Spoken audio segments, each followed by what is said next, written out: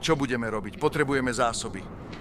Tak v prvom rade zostanete tu a poriadne sa zahrejete. Poslal som Johna a Majku na prieskum dopredu. Artur a ja vyrazíme von a uvidíme, či nájdeme jedného z nich. Do tohto? Aspoň na chvíľu. Nemáme príliš na výber. Počúvajte. Všetci mi prosím venujte pozornosť. Máme za sebou pár ťažkých dní. Davy bol náš.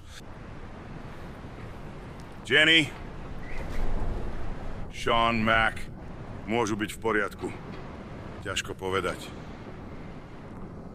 Ale niektorých ľudí sme stratili.